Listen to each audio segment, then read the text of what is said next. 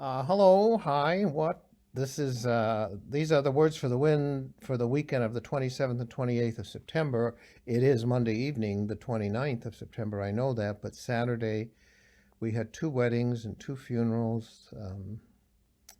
The 10 o'clock funeral at the church was for the first person I know of that we've had a funeral that did die of COVID. It was a relatively young man in his late 60s, and he got sick in mid-August and spent 30 some days on a ventilator at Northwestern in Chicago and then died. And darling little grandkids and very charming sons and a daughter, and his wife was very kind. And there were lots and lots of people there, which was good for the family.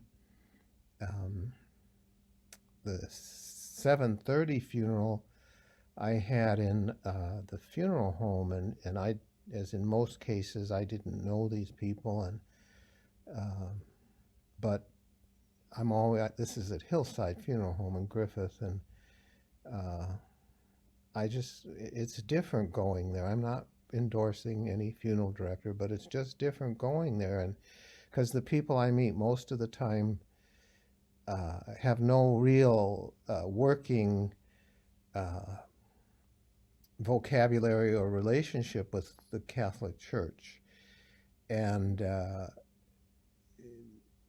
can be good or bad. And I try and either call the people beforehand or meet with them and, get to know about the person and, how would they like this funeral to be. And what I find invariably is uh, our funeral rites, our funeral liturgy, the language, the customs, the belief has great power, especially for people who don't have a predetermined understanding of all of that. They don't get the heaven hell reunion business. They lost someone they love and they've encountered death, and so the funeral, it was a very wonderful experience. And what I loved about it, there were not many people there. People were socially distanced. People had masks on. The husband and the daughter were very friendly, and I worked with them. It was his stepdaughter, I believe, and her boyfriend and girlfriend, another friend, were there, and it was just a very wonderful experience. But I still didn't know the woman who died and didn't get a feel, and so I did the basic Catholic liturgies for a situation like that, and then I said, is there anybody here who would want to say something more personal than I did? Which the family had agreed was okay to say. I always ask that. And then I could hear someone talking, but with my hearing as it is, I can't usually differentiate where that sound is coming from unless I can see lips moving. So I just made the general remark because the person was speaking, would you like to come up here and say it? Well, an 8-year-old girl came up, a little 8-year-old girl dressed beautifully, appropriately for a wake. And I think she was a neighbor, and she just talked about Danette, the deceased, with such affection and such happy memories. It was very moving and touching. And then I told her that she was a very wonderful young lady. And then I said, is there anybody else who would want to say something? And I could hear the talking, but then I couldn't see. And I said, would you want to come up here? So this darling little girl, maybe 4 years old, with her mask on and dressed beautifully, came up, and she too had words of great affection. I don't think she was a relative either, but she had words of great affection and happy memory. I mean, it was a very moving and human experience that I just think, God's grace works all over the place. And that's what the gospel story was about this week. Um, Matthew's going to move rapidly to an end by the time we get to the end of November. And of course, Matthew's gospel, the church year always is going to end with some kind of judgment thing on Christ the King and all that stuff. And that's what we got. I mean, a lot of us, that's what we bought. But anyway, Matthew's gospel story yesterday was again edited out of its context. And so by editing out of its context, you don't get the full flavor. The context was Jesus was in the temple area preaching or teaching, and the chief priests and elders of the people confronted him because they were the ones that had the authority to teach and to preach, or to give licenses to others to teach and to preach. And so they confronted Jesus, and they wanted, who gave you the authority to do this teaching? I mean, it was a part of that the unfolding pattern in all of the Gospels where Jesus reminds his disciples that he's going to go to Jerusalem, where he will suffer at the hands of the chief priests and elders of the people, and be crucified, and then rise. And nobody wants to hear that. And the Catholic tradition, as rich and deep as it is, oftentimes tends to get pretty superficial because of the leadership likes to do what they understand, and so they don't understand resurrection. So we've never really done much research or talking or thinking or praying about resurrection, and so they just like to get to the death part and the judgment part. But that's not what's going on in the passage. Jesus is confronted about where does his authority come from, and so then he bounces back at them and says, I'll answer your question if you answer one of mine. Was John the Baptist a prophet or not? Now, my assumption is that Matthew's trying to hammer out some priority of the Church of Christ over the Church of John the Baptist. I'm not sure if that's true or not. But anyway, the question that Jesus says, was John a prophet or not? And so then the chief priests and elders of the people find themselves with a conundrum, because if they say he was a prophet, then the people will say, well, why didn't you listen to him? Why didn't you reform your life?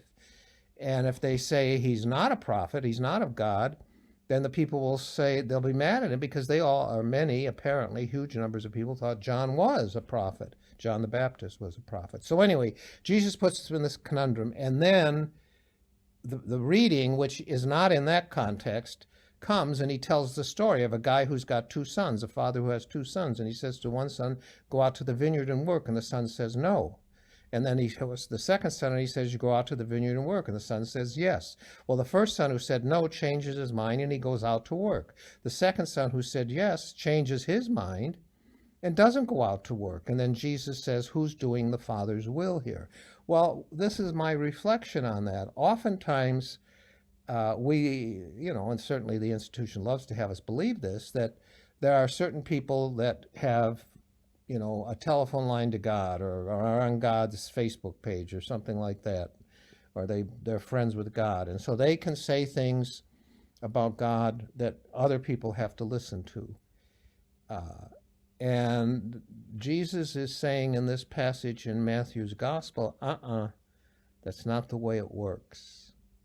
You can't tell God how God works. You can learn how God works if you're open to it.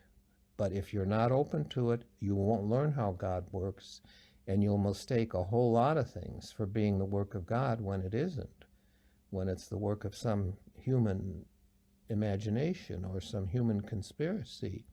So those two little girls that spoke at that wake in that funeral home on Saturday night, they were doing God's work. They were showing compassion to that bereaved husband and daughter. The daughter wasn't young, she was in her 20s, and these little girls spoke from their hearts, and that's the work of God. Whatever I did there, whatever God's work was with me, it was getting those two little girls up there. That's the way I look at that, because they consoled, they gave hope. They, they wiped away tears. They caused tears, but in a way they wiped away tears. It was a very moving story. And at the funeral that we had earlier in the day on Saturday, I did the liturgy and followed the book and all those sorts of things, and I hope it was okay. But the son who gave an accounting of his dad's life, he's doing God's work. I mean, and there were a lot of people there, young people, I'm assuming friends of the sons of the deceased, because they all went to Knoll, I think, and there were Knoll people there. Mr. Whalen's granddaughter was there, so if you're listening, Mr. Whalen, she was there. Anyway, that son spoke terrifically, And so what Matthew's trying to have us do is to give us caution. Certainly we need presiding in the church, we need leadership, we need guidance, but to assume that everything, somebody like me says or does is the work of God is not what Jesus is teaching. God's work, if you were able to hear the second reading yesterday, God's work is always a self-emptying. In the second reading yesterday, Paul addresses this and introduces this concept of kenosis, which is a Greek word which means to pour out, to empty. And he says that, that Christ, was God's son, but being God's son, he did not cling to that. His mission was to save us from our sins. And again, let's hold judgment on what we think a sin is. It's not what Mother Mary Five Wounds told us in third grade. So the kenosis is the emptying, and Jesus empties himself out. It's a little bit reference to Genesis when Adam is put into a deep sleep and God takes out the rib and builds up it into a woman, and this one at last is bone of my bones, flesh of my flesh. Well, the idea with the Greek concept of kenosis with Jesus and the Paschal mystery is that Jesus empties himself into us, and we at last become bone of his bone and flesh of his flesh. That's a Eucharistic metaphor, but it's not unconnected to what Paul talks about in kenosis and the kenotic emptying. Jesus did not return pain for pain. Jesus did not reciprocate with violence. Jesus did not inspire his followers to seek revenge. That's one of the issues, the problems that we have. The images that we have in God in us, for the most part, unless we've really done our homework, come from other people, for good or for ill. And a lot of the image of God that we have in us, those of us who were raised in explicitly religious environments, a lot of the image of God that we have in us is our Father, for good or for ill.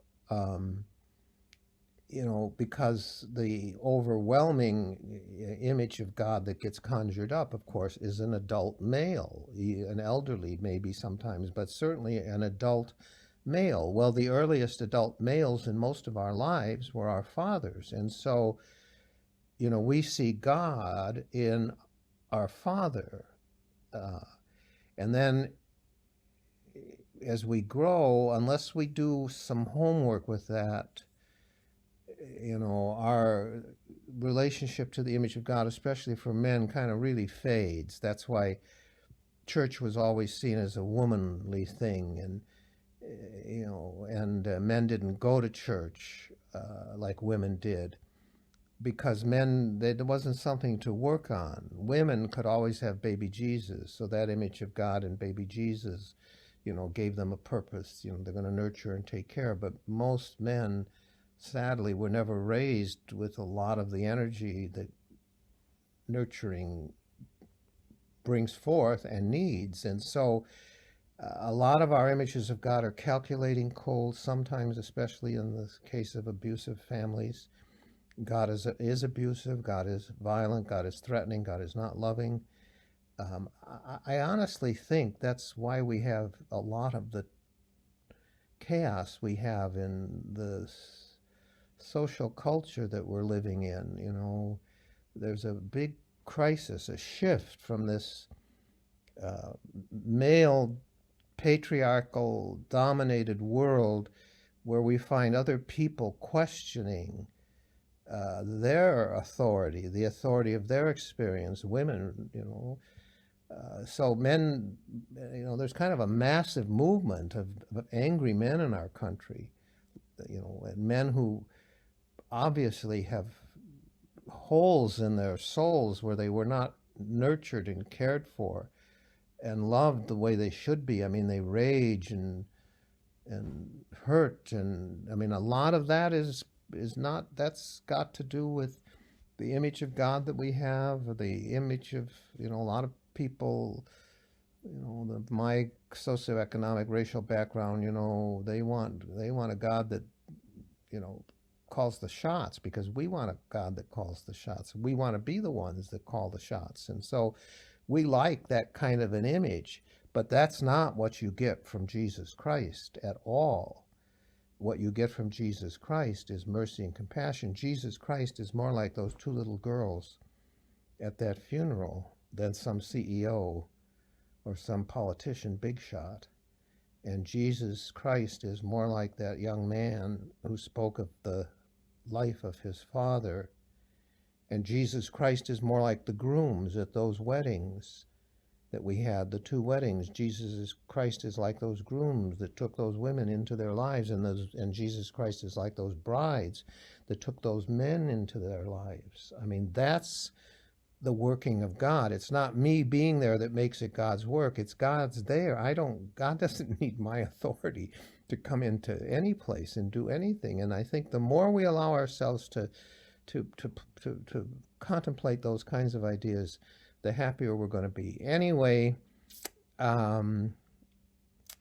peace be with you, and hang in there, kids. It's not over yet, but it's tough.